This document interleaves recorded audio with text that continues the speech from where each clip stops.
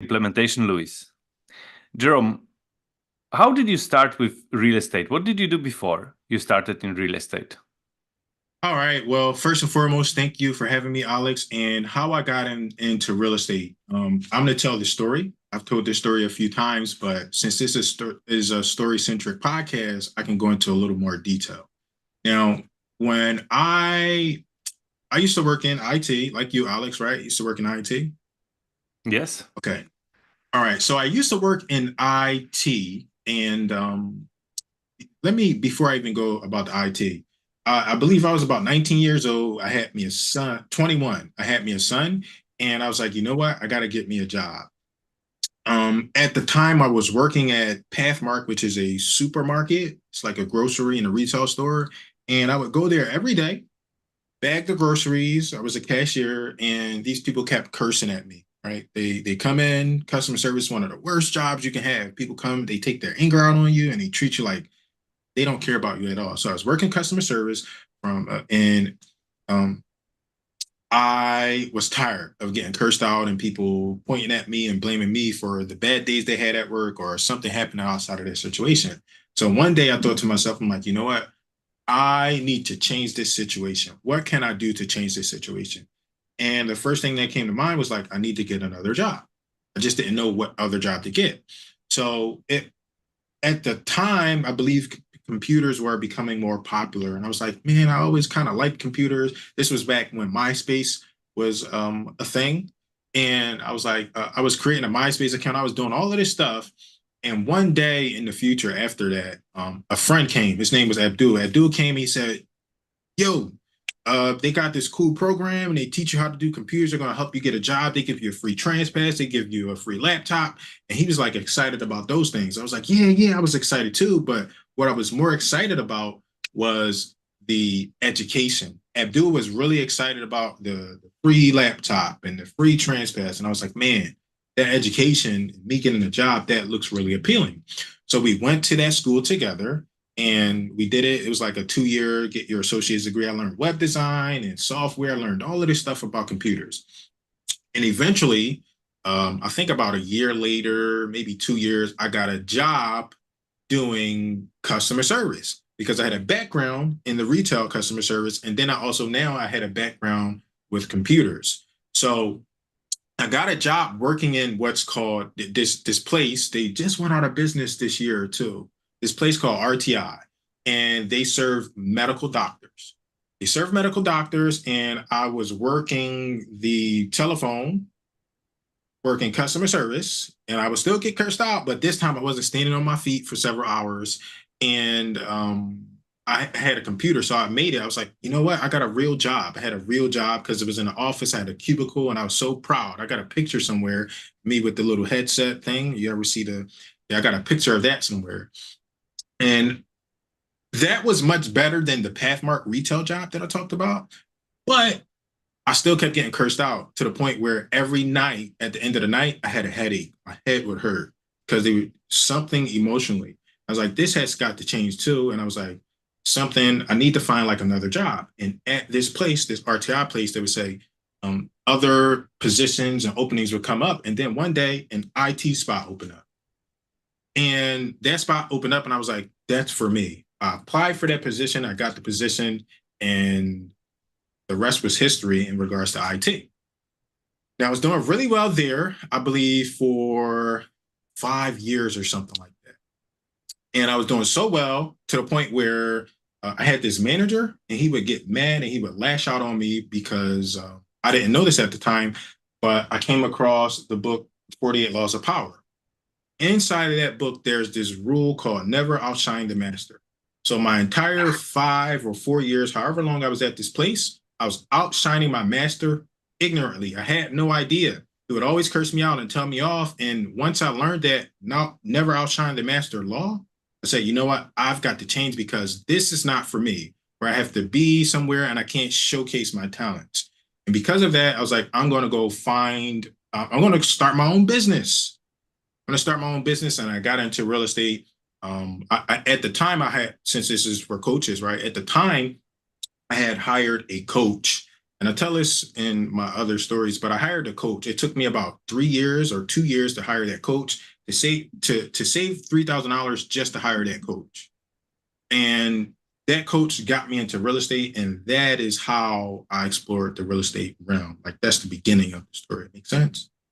Yeah, so straight away out of IT, when you progressed in RTI to IT position, you moved out of it straight away because of frustration with manager that couldn't handle that you were outshining him. You moved directly to real estate, but you didn't just go there. You actually went there with a coach. Yeah, I actually went with a coach, and I learned the value of a coach when I read the book Rich Dad Poor Dad. And he kept saying, like, you learn everything, but you're going to need a coach. And I was like, man, I really need a coach. I was committed. And I'm like, I absolutely need a coach. But I reached out, and there was this coach at the time, and he was sharing and doing like real estate events, conference calls. And he would add value to people, like give people value, like this is how you do this is how you do that. And because he's given that value all of that time, my first inclination was to hire that specific coach. When I reached out to him, he told me his price, which was a lot for me at the time because at this time I had two children already. I had two children at that time. And he said his price was $3,000. And I was I almost fell out because that was a lot of money to me at the time. And since he told me that, I think I was able to save up like $100 per month or something like that. And that took about 2 or 3 years just for me to save up the $3,000. But he did a great job at it, right? Like so this coach. So far, you mentioned 48 Laws of Power and Rich Dad Poor Dad by Robert Kiyosaki, which is like that's where I first heard as well about like building assets and having money working for you, really. But that's still not enough to actually be successful in a business, right? Those are like Right. kind of like highlights, just kind of telling you like, look, this is something possible. It's not yet a guide, it's not yet a roadmap that allows you to actually build something strong. So this coach helped you with it. Can you tell us a bit more about it? Yeah, this coach, his name was Mark, and unfortunately, he does I have kind of outgrown him, and I want people to know that sometimes you outgrow coaches, friends, family. Sometimes you outgrow people. He's kind of envious now because I've like outgrown him, but he was a major highlight on my road to where I am now. He taught me everything in regards to in the real estate space. We have there's like a particular niche called wholesaling. He taught me everything about wholesaling. And when I was with this coach, right, this is something that I have to bring up because I'm a coach myself. When people are with coaches, they like to try to challenge their system or not do what the coach told them. I understood the value of a coach. I also paid my money and was like, I'm going to do everything that this man told me, even if it goes against what I think or what I believe is like the right way.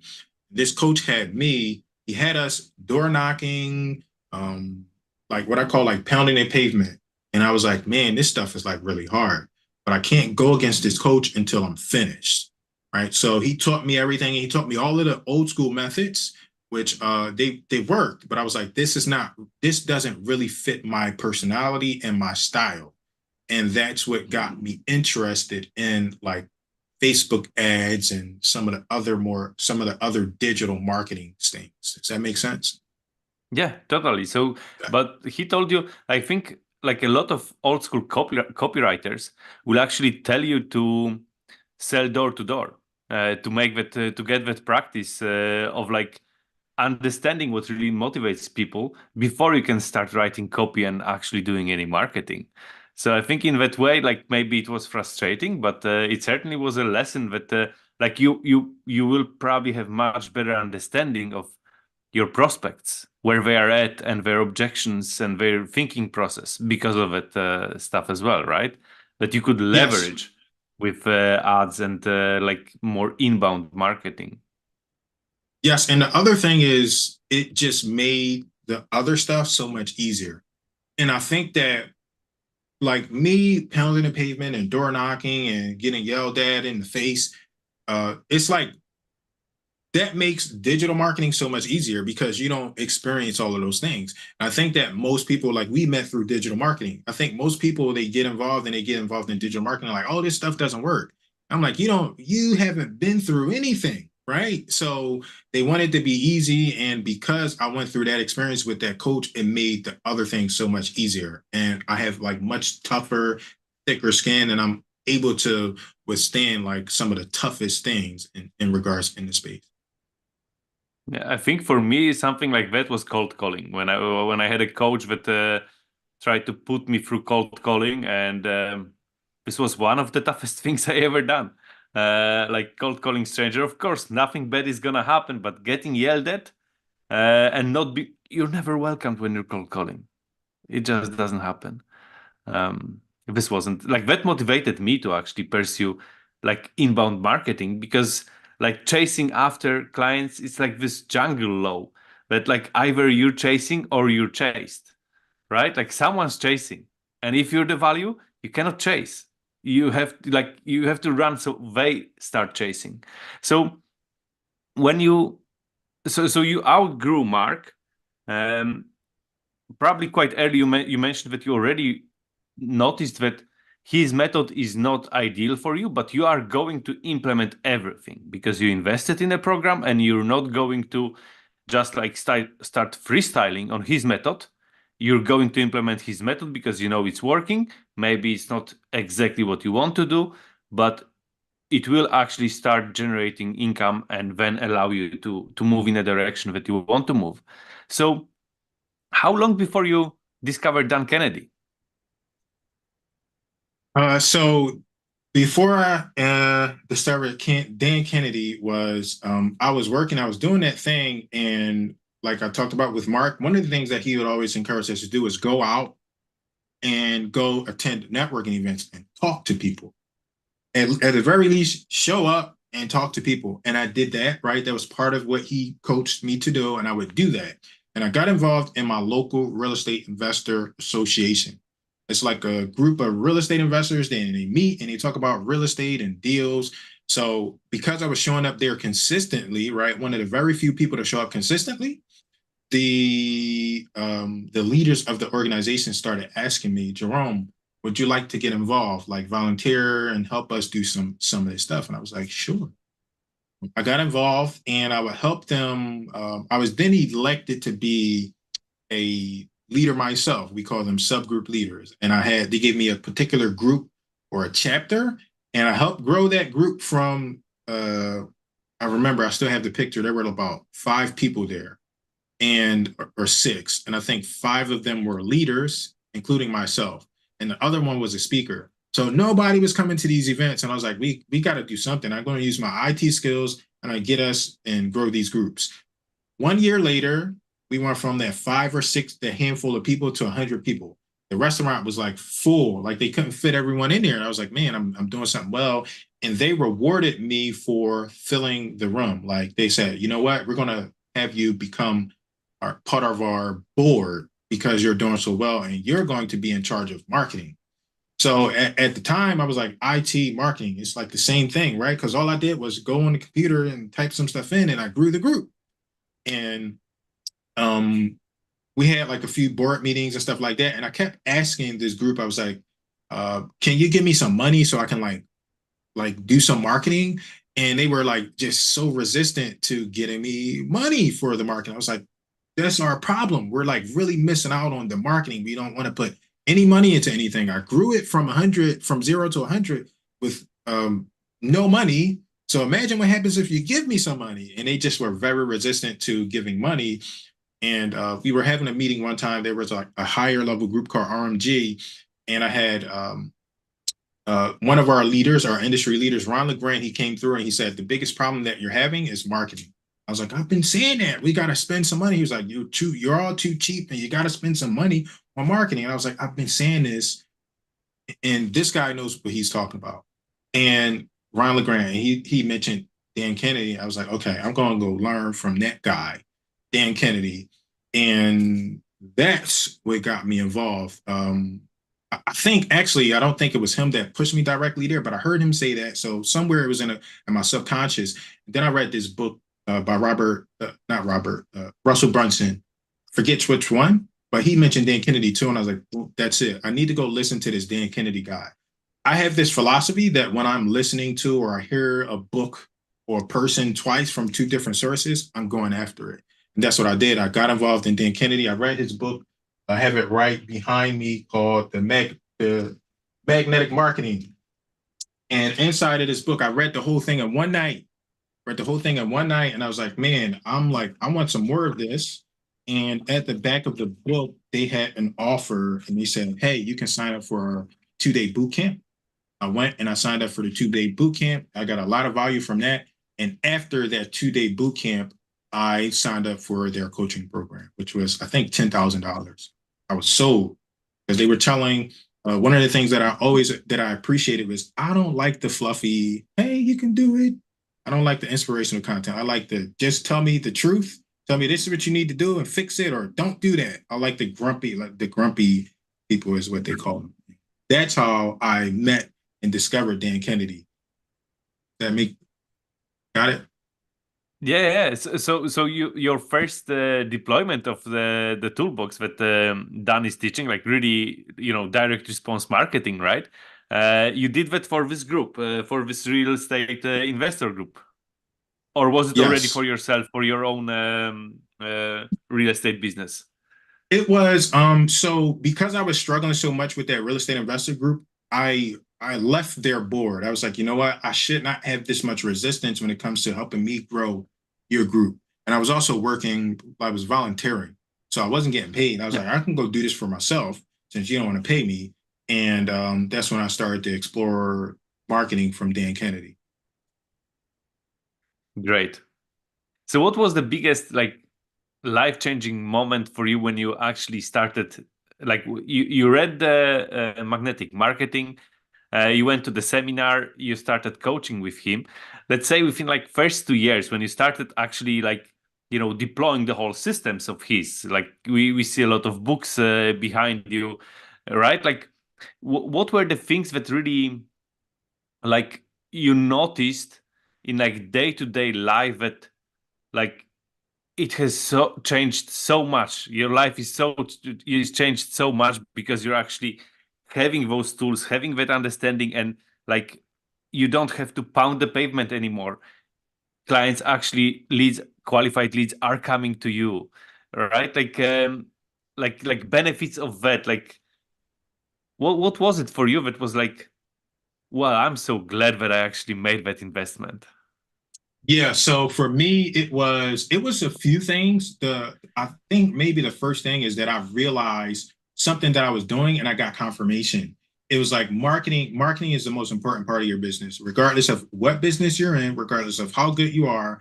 It's like doesn't none of that matters if there's no marketing. If you're not getting leads, you're not getting people to look at you, pay attention, or buy your stuff, it doesn't matter. Like that changed my life.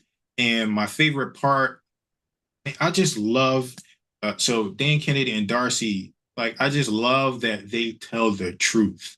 There are so many people that will like blow smoke and throw fluff at you. Oh, you can do it. It's amazing. And I just don't identify with that style or that kind of information. I just really love people that tell me how it is. Jerome, it's going to be hard. Thank you for telling me that. Like, don't lie to me, anything like that. And this group, this company, they didn't lie, told it how it was. And that's what I appreciate. I understand most people need the fluff. I don't. And I'm ready. I like challenges. So marketing was very important. I learned that that was so important. The next thing I learned was like, man, it's people out here that won't lie to you and blow smoke. And probably my favorite thing that I've gotten from the program, which I've helped like Ad Skills and you do, is like a book is a marketing tool. It's a marketing asset. It helps people understand your expertise, and if you can like give people more information instead of selling them your product, you can do pretty well. So those are like three things. There was a lot in it's a lot of different things, but I think those are the three things that jump out to me. Yeah, absolutely. But what I'm trying to discover really is, um, like in your daily life, like you mentioned when you started first time, people when you worked in a customer service in retail, people would yell at you, right? When like that wasn't that was propagating outside of your work life as well, right? Like you mentioned, you had headaches afterwards, right? Like I don't know, maybe vacations that you were able to take, or treat your kids like you never were able to do. Like I don't know, what is it? Like I'm looking for something like a like a story, not necessarily with the tools that we're using directly, but the effects of having those tools in the business. Like now you have multiple books, and like in AdSkills, you're kind of famous for your welcome package, right? Like, but those things, like you're probably landing deals way differently than you used to do. I'm not sure. I'm not sure what is there a question? Yeah, the question is like, what, like, could you tell us a story of like when you notice that when those systems are in place and are working for you, how did your life change? Like your real life, not just the business part, but because it propagates, right? Like it changes your outlook completely. Like when you know that you have a stable business because of those I things. guess the best answer I could probably give is I don't, I'm not stressed anymore. I have family and all of that affects my family, but I never really let my job affect those things. So my job or my profession, I never really let it affect those things. So the best thing I could probably say is I'm not as stressed. I don't get those headaches anymore. Um,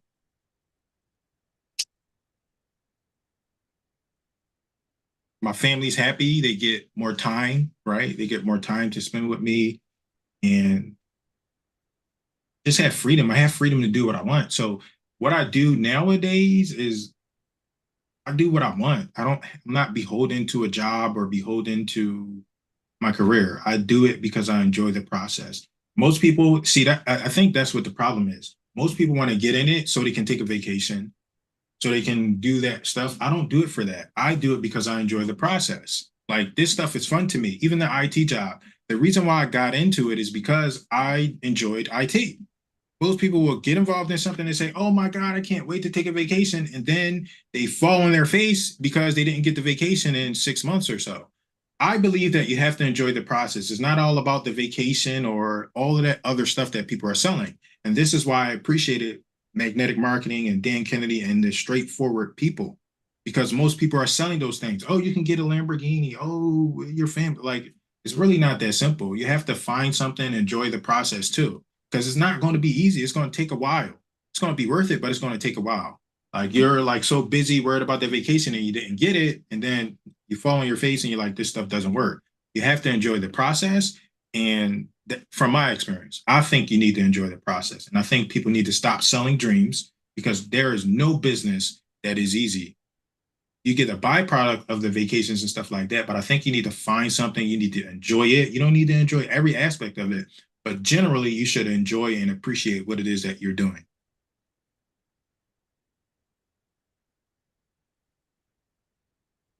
Yeah, I get it. I get it. Like for sure in marketing space, there's a lot of promoters that promise everything and pretend like it's not going to be very hard really to do, right? Like that it's just going to be easy times when it's not. Like that's really probably attracting even people with wrong motivations to do that. Um, so well, I feel like I'm kind of out of questions a bit. Oh, good.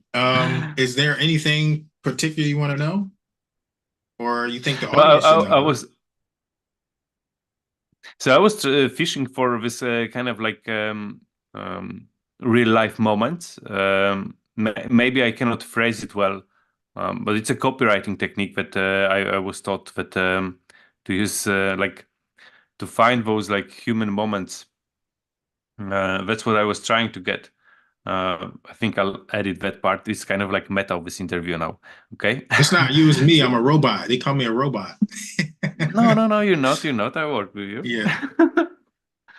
So like I don't know how to ask about it, and that's okay. I just have to think of it a bit more, like how to extract those things. But so like I would like to, like, so for coaches that are starting out, and maybe they have a coach, maybe they don't. But the importance, like, if they didn't have to do the work like you did with pounding the pavement, which naturally like uncovered for you the need for marketing, like inbound marketing. Like for me, cold calling was like that. It was super stressful. I did it because the mentor told me to do, and the effects were so. But one of the things that I really understood is like, I actually want inbound leads. I want people to raise their hand and say, I want to talk with you about it, instead of chasing them. I would like to convey a bit more of this to coaches that are starting, because they are usually taught about, like, in our days now, they're chase people in DMs quite often, right? Like because you followed their profile, they'll slide into DMs and start pitch fest when they're not invited to it. I'm trying to highlight for them importance of marketing, but I think they have to actually discover it for themselves, like we did.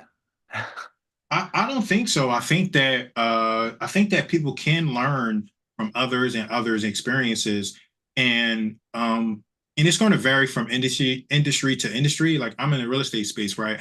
But if I go and I do cold marketing, um, and 100 leads, right, just to keep things simple. Out of those 100 leads, and I cold DM and I'm cold calling people, I will close one deal, maybe three if I'm like really, really good, right? And that's generally across the industry, right? You get 3% conversion, you're really, really good. That's when you're doing cold, right? But when you switch it to warm, it changes, right? So in real estate, we can call 20 leads and get that deal. So it decreases the work significantly, just by switching it up. Like you said, outbound and inbound. I too, I appreciate, you want to have both, right? You want to have outbound, you want to have inbound, but the clients that come inbound, they are much easier to work with, right? And that's one of the reasons why I believe in building authority, creating lead magnets, right? And doing those things so people can come to you. You've provided them value other than, hey, you want to do some business? You provided them value, provided them with education. You provided them with a tool, you provided them with a resource, and they, I don't know exactly what to call it, but they reciprocate, right? Or they feel obligated to come do business with you. So that's one of the reasons why, I just talked about it, right? I'm like, oh my God, I read Dan Kennedy's book and it was like so valuable. And I was like, I'm going to do business with that guy because it was valuable. And that's one of the reasons why we create these things, right? So you're a coach and you help people create like lead magnets and build their funnels and provide information. And that's how we should be doing it, right? You want to have some outbound on the side, but your best experiences is going to be the inbound stuff. And then just to touch on a little bit of what I was saying, you don't have to learn like Alex or me or like those other people out there. That's why I really believe in the power of books and coaching. Alex, you wrote a book. And your book is on what is tell us about your book. The business coaching growth machine, and I wrote it thanks to you, Jerome. Like your process helped me a lot. Like I don't think I would ever actually got this book out of me, but this is exactly the as like the role of the book. Like you mentioned, you read magnetic marketing, you understood the system, the thought process, the value that it's going to bring, and how, and who is this person that you're going to work with, and you said like, yes, I want that. And this is like, I think this is perfect because someone can, without actually risking a lot of money, can, because you've probably read a lot of books before you discovered magnetic marketing, but the magnetic marketing resonated with you and you said like, yeah, I want to work with someone painfully straightforward like Dan Kennedy because I appreciate this style. Like I want it to be that straightforward. right? Like that's working for me. Well, actually, for many people, maybe Dan's style will be a bit of letdown, or like they won't appreciate it, right? Like on seminar, like personally, like I'm not going to ignore anything from Dan Kennedy, but I'm not going to go to a seminar as well because I've seen him once in a seminar. Like I've seen the recording about copywriting, but he said that like you guys are paying for my divorce. When I heard that, I'm like, okay, you're just rubbing it in. You don't have to do that, right? Like I know like if we're clients, we're paying for all your costs, of course. Well, why the need to rub it in? But maybe this is the part of like being painfully honest, right? Like that, like you don't mind that. You're like, yeah, that's the truth. Great, bring it on. But for me, it's not, right? Like I prefer different style of marketing, more like Ken McCarthy style, more like information marketing, which is like, you know, it's just a different perspective on the same solution, really. Because Ken Absolutely. has been working with Dan for a long, long time, and they've been around the same copywriting principles and marketing principles for the longest time ever. So he's just a different person, but that's exactly that. Like the book allows you to discover the person that you want to work with or not. Are you resonating with that kind of approach or not? Absolutely. And one of the things I would like people to understand is like we are familiar with marketing, and we decided to explore that profession. But that's a whole other profession that coach, right? If you're a coach, you might not be interested in marketing. You might need someone else to help you or guide you and to help you understand those things. Marketing is the most important part of your business. I think everybody should learn some parts of it, but you don't have to learn everything. And like Alex, you got your book, and you probably hire someone like Coach that will handle your marketing and do the marketing for you. Because marketing is not easy. It is worth it, but it's not. It's also not one of those easy things. And I think you should professionals working. And we always do marketing, whether we want it or not, right? Like if we're ignoring our marketing, we're doing marketing as well. Unfortunately, not the very good one, and not the one that is attracting a lot of good people.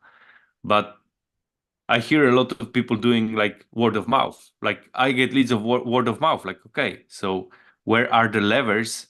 What are the gouges that you're actually testing and deploying? Like, how are you maximizing that value that you're creating anyway?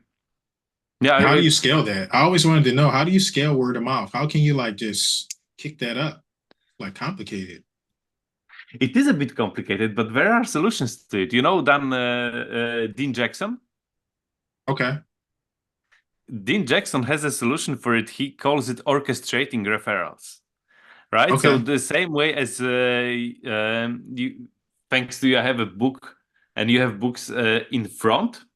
He advises to actually have a book that you give to your clients so they can share with potential clients, right? So in that way, he orchestrate referrals.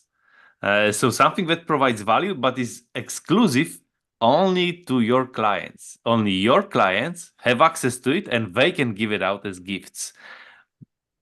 So he's scaling it, and he's very direct response. He's very direct response. Like he's the same crowd as Dan Kennedy. Uh, But but so is that word of mouth though? You know, because there's still a real asset that you can track and trace and touch. You get what I'm saying?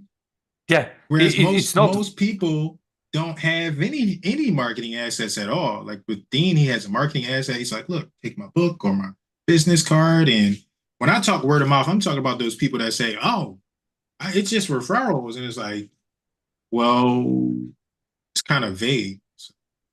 Yeah, yeah. Most of the time, what I'm just trying to say is like that's another acquisition method, and we can Okay. work with it, right? Like we can see like how can we influence it, how can we get more of it, how can we incentivize it, how can we make it more congruent and good feeling for all the parties included.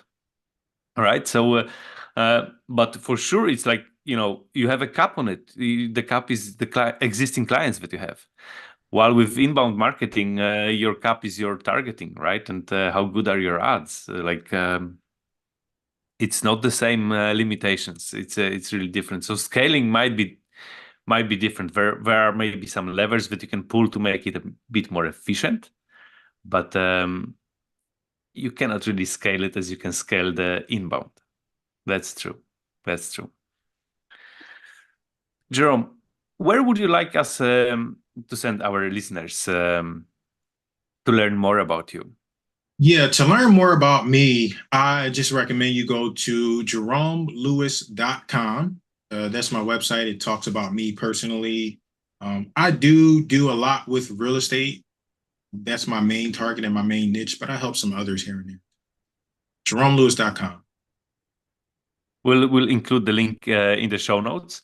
So if any of coaches that are listening to us are especially in real estate niche and are maybe starting or looking for guidance to deploy marketing assets, highly recommended to contact Jerome for help. Mr. Implementation, thank you. Thank you You're for welcome. being guest. You're welcome. Here's what I would do. I would tell them to go, right? If they're coming through you, I would tell them to go get a copy of your book. Go get Business Growth. What is it called, Alex? The Business Coaching Growth Machine. The Business Coaching Growth Machine. If you're coming and you're like, go get a copy of that book first. Listen to what Alex says. Learn about his expertise and his input. Once you do that, then you can come to me.